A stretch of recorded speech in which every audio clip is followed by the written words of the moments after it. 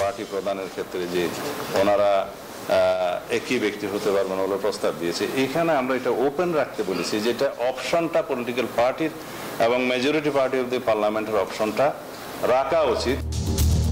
টানা দুইবারের বেশি না পারলেও বিরতি দিয়ে প্রধানমন্ত্রী থাকার সুযোগ চায় বিএনপি। ফ্যাসিবাদের পতন হলেও গণতন্ত্র ফেরেনি বললেন ফখরুল। আমরা কিন্তু এখন সেই গণতান্ত্রিক উত্তরণ আমাদের হয়নি। আমরা নির্বাচনের মধ্য দিয়ে একটা নির্বাচিত সরকার ও পার্লামেন্ট এখনো পাইনি। ঐকমত্য কমিশনের পূর্ণাঙ্গ রিপোর্টের আগে রোডম্যাপ নয়, ইসির প্রতি আহ্বান এনসিপির। দ্রুত নির্বাচনের সাংবিধানিক প্রতিষ্ঠান ধ্বংসের শঙ্কা। যখন ইলেকশনের ফুল প্রিপারেশন পেজে তারা যাবে, সে বিষয়ে ঐকমত্য কমিশন থেকে যে রিপোর্টটা আসবে ফাইনাল হয়ে, তখন তার মধ্য দিয়ে যাওয়া উচিত বলে আমরা মনে করি এবং সেটা নিয়ে আমরা দাবি জানিয়েছিলাম। শেখ হাসিনার মামলার তদন্ত শেষ পর্যায়ে জানালেন চিফ প্রসিকিউটর। ওবায়দুল কাদের সহ ৪৫ জনের বিরুদ্ধে মিলেছে গণহত্যার প্রমাণ। ছাত্রদল কর্মী পারভেজ হত্যায় ৮ জনের নামে মামলা। ক্যাম্পাসে মবের ভয় দেখিয়ে ছাত্রলীগকে পুনর্বাসন করছে বৈষম্য বিরোধীরা, অভিযোগ ছাত্রদলের। রাজধানীতে মহাসমাবেশ থেকে ৪৮ ঘন্টার আলটিমেটাম দিল পলিটেকনিক শিক্ষার্থীরা। দাবি না মানলে লং মার্চ টু ঢাকার ঘোষণা। পায়রা সমুদ্র বন্দরের যৌক্তিকতা নিয়ে প্রশ্ন। পরিকল্পনা উপদেষ্টার একনেকে ১৩,৫০০ কোটি টাকার বে টার্মিনাল প্রকল্প অনুমোদন। স্বাগত নিউজ 24 সংবাদে, আপনাদের সাথে আছি আমি নাফিসা হক। এতক্ষণ দেখছিলেন সংবাদ শিরোনাম, এবারে পুরো খবর। সংবিধানে আবারও তত্ত্বাবধায়ক সরকার ব্যবস্থা ফিরিয়ে আনার পক্ষে বিএনপি, বিপক্ষে দলীয় প্রধান প্রধানমন্ত্রী হতে পারবেন না এমন প্রস্তাবের। জাতীয় ঐকমত্য কমিশনের সঙ্গে দ্বিতীয় দফা বৈঠক চলাকালে বিএনপির স্থায়ী কমিটির সদস্য সালাউদ্দিন আহমেদ জানিয়েছেন, রাষ্ট্রের সংবিধানের নাম পরিবর্তন চায় না তারা। আর এছাড়া বিএনপি চায় স্থানীয় নির্বাচনে দলীয় প্রতীক না থাকুক, বাড়ানো হোক রাষ্ট্রপতির ক্ষমতাও।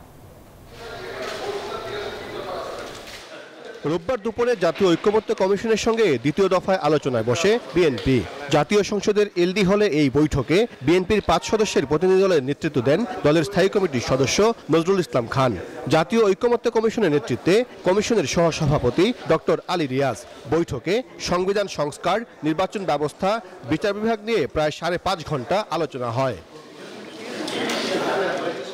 বিকেল ৫:৩০টায় বৈঠক শেষে কথা বলেন বিএনপির স্থায়ী কমিটির সদস্য সালাউদ্দিন আহমেদ। তিনি বলেন, সুষ্ঠু ও নিরপেক্ষ নির্বাচনের পরিবেশ নিশ্চিত না হওয়া পর্যন্ত সংবিধানে তত্ত্বাবধায়ক সরকারের বিধান রাখার পক্ষে বিএনপি।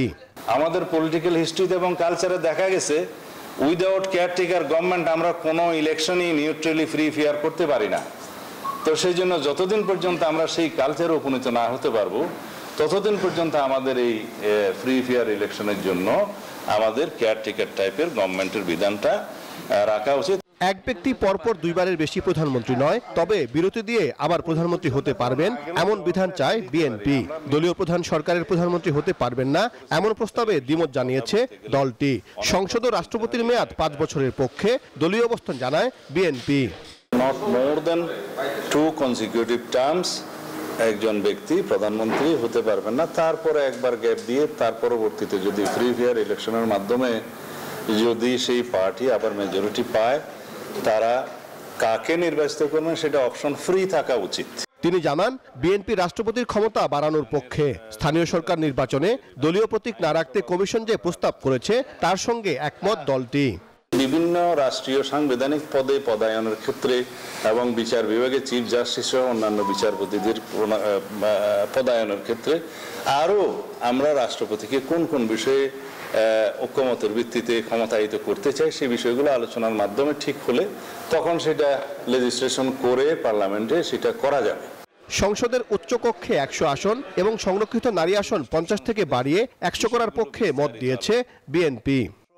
সদস্য বিশিষ্ট সংসদে বিষয়গুলো বিস্তারিত আলোচনা করে বিএনপির স্থায়ী কমিটির সদস্য নজরুল ইসলাম খান বলেন, ঐকমত্য কমিশনকে কোনো কিছু চাপিয়ে দিতে নয়, বরং বিএনপি তাদের ইতিবাচকভাবে সহযোগিতা করতে চায়।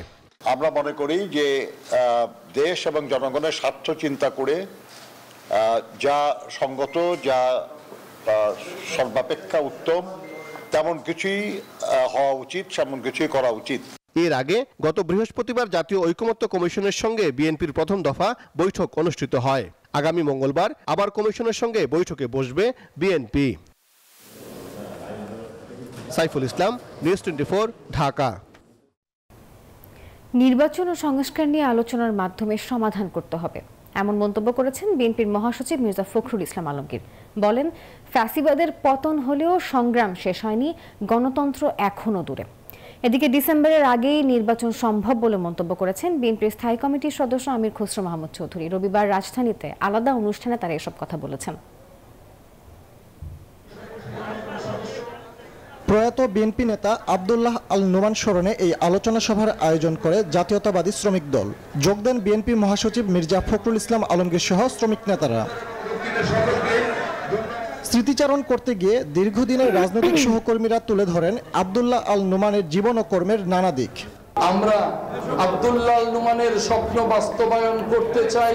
দুর্যোগকালের সময় যারা সাহসিকতার সাথে নেতৃত্ব দিয়েছেন তাদের যেন কোনোভাবেই আমরা অবহেলা না করি। দীর্ঘ সময় ধরে তিনি যে স্বৈরাচার, যে ফ্যাসিবাদের বিরুদ্ধে লড়াই করছিলেন, এমনকি দারুণ অসুস্থ অবস্থাতে লড়াই করে চলেছিলেন, সেই ফ্যাসিবাদের পতন তিনি দেখে গেছেন। প্রধান অতিথির বক্তব্যে বিএনপি মহাসচিব বলেন, অনিশ্চিত হওয়া বিষয়গুলোর সমাধানে প্রয়োজন রাজনৈতিক ঐক্য।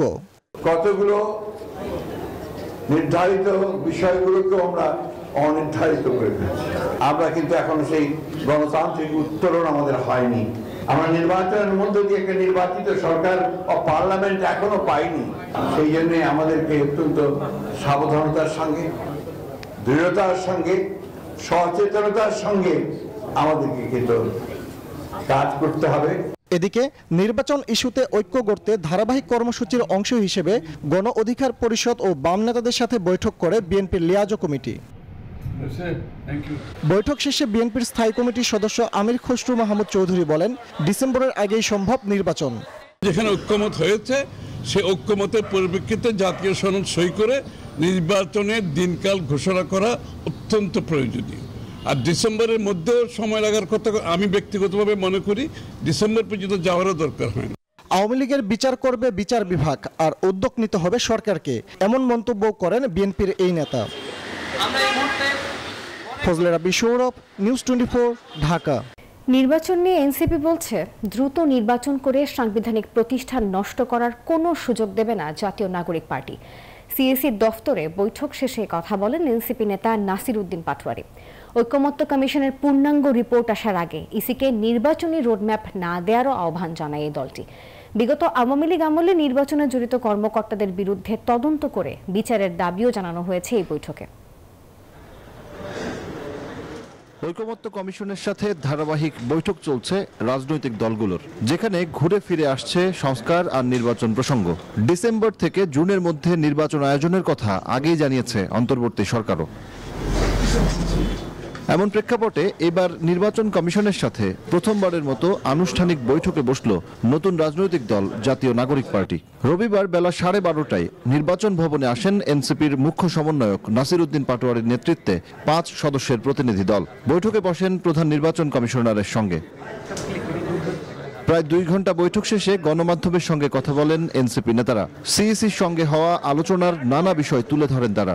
ঐকমত্য কমিশনের রিপোর্টগুলো যখন ফাইনাল হবে, আসবে, এবং সেখানে নির্বাচন কমিশনের প্রত্যেকটা সাংবিধানিক প্রতিষ্ঠানে ওনারা পাঠাবে। ওইখান থেকে সিদ্ধান্ত হওয়ার পরে আমরা ওই সিদ্ধান্তগুলোর কথা বলছি, যে সিদ্ধান্তগুলো তারা পাঠাবে যাতে ওইগুলা বাস্তবায়ন হয়।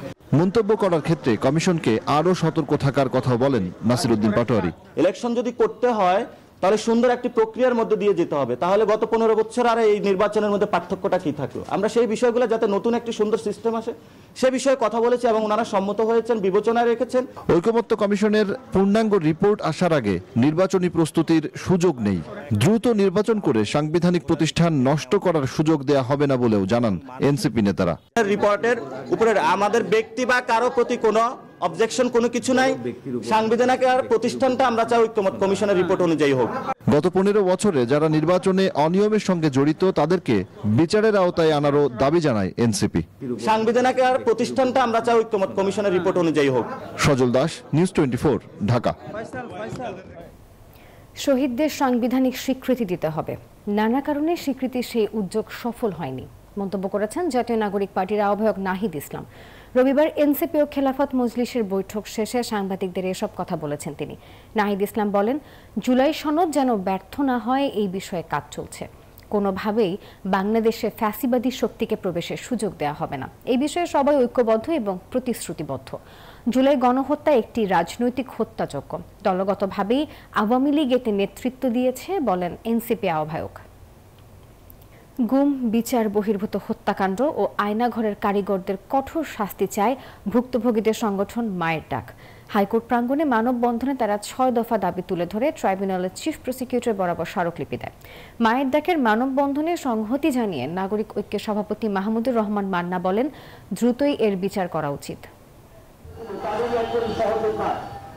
বছর যায় বছর আসে, কিন্তু গুমের শিকার স্বজনরা আর ফেরেন না।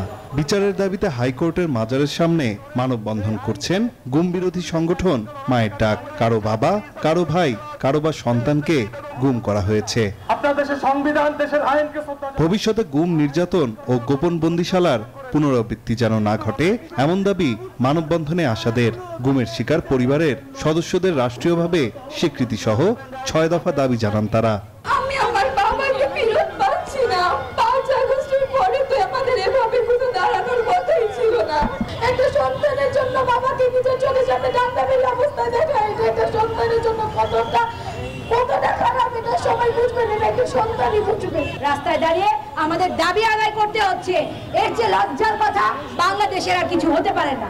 যে সমস্ত অফিসারগণ আমাদের গুম খুনের সাথে অভিযুক্ত, তাদেরকে দ্রুত অপসারণ করতে হবে, তাদেরকে দ্রুত চাকরি থেকে অব্যাহতি দিতে হবে। মায়ের ডাকের মানববন্ধনে সংহতি জানায় নাগরিক ঐক্য। এ সময় দলটির সভাপতি মাহমুদুর রহমান মান্না বলেন, 53 বছরের বাংলাদেশে এই প্রথম সকলের ঐক্যমতের একটি সরকার রয়েছে। তাই যত দ্রুত সম্ভব গুমের মতো জঘন্য অপরাধের বিচার করা উচিত।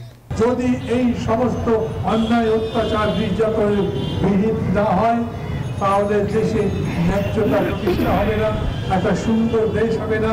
যে নতুন বাংলাদেশ গড়তে চাইছি, সেই বাংলাদেশ গড়ে উঠবে না। মানববন্ধন শেষে আন্তর্জাতিক অপরাধ ট্রাইব্যুনালের চিফ প্রসিকিউটর বরাবর স্মারকলিপি দেয় মায়ের ডাক।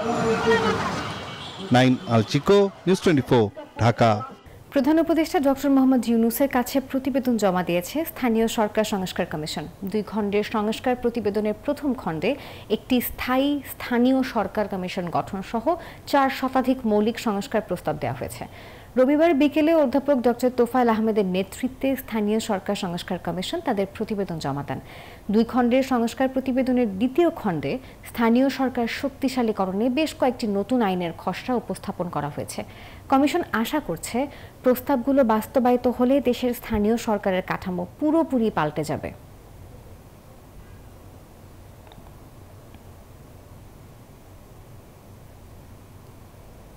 6 দফা দাবি বাস্তবায়নে 48 ঘন্টার আলটিমেটাম দিয়ে লং মার্চ টু ঢাকা কর্মসূচি পালনের ঘোষণা দিয়েছে পলিটেকনিকের শিক্ষার্থীরা।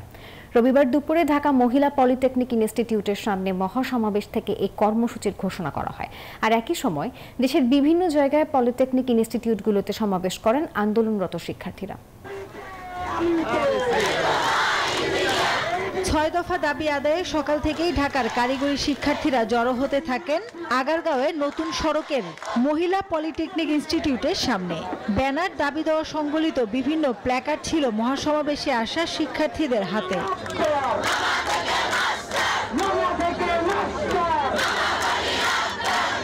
ঢাকা জেলার সরকারি বেসরকারি সহ আনুমানিক 20টিরও বেশি পলিটেকনিক ইনস্টিটিউটের শিক্ষার্থীরা এই সমাবেশে অংশগ্রহণ করেন। পরিস্থিতি নিয়ন্ত্রণে সতর্ক অবস্থায় ছিল আইন শৃঙ্খলা বাহিনী।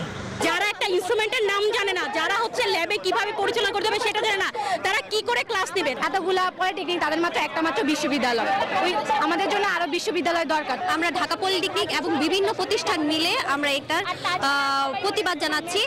দাবি বাস্তবায়নে 48 ঘন্টার আলটিমেটাম দিয়ে লং মার্চ টু ঢাকা কর্মসূচি পালনের ঘোষণা দেন আন্দোলনরত শিক্ষার্থীরা। আমাদের ততটুকুই দিন, আমরা তো অতিরিক্ত চাইছি না। 48 ঘন্টায় আলটিমেটাম দিলাম, ইনশাআল্লাহ 48 ঘন্টার পর আমরা লং মার্চ টু ঢাকা পালন করব ইনশাআল্লাহ। খুলনায় পলিটেকনিক ইনস্টিটিউট ক্যাম্পাসে ব্যানার, প্ল্যাকার্ড হাতে বিক্ষোভ সমাবেশ করেছে সরকারি বেসরকারি পলিটেকনিক ইনস্টিটিউটের শিক্ষার্থীরা।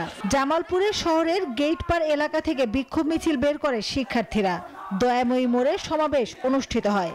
আমাদের দাবি আদায় না হওয়া পর্যন্ত আমরা অবস্থান কর্মসূচি এবং যে কোনো প্রকার কর্মসূচি পালন করে যাবো ইনশাআল্লাহ। প্রশাসন যেভাবে এর উপরে হামলা চালাইছে এর উপরে আমরা বিচার চাই। এই দাবিগুলো যদি না মানে আমি মনে করি না আগামীতে আপনার এই বাংলাদেশের কারিগরি শিক্ষার অস্তিত্ব থাকবে। তারা নিজেই কিছু পারে না, আমাদেরকে লেবে কি শিখাবে? আর আমরা যদি কিছু শিখতে না পারি প্রজন্মরা কি শিখবে? আমরা তো ওইখানেই আটকে যাব।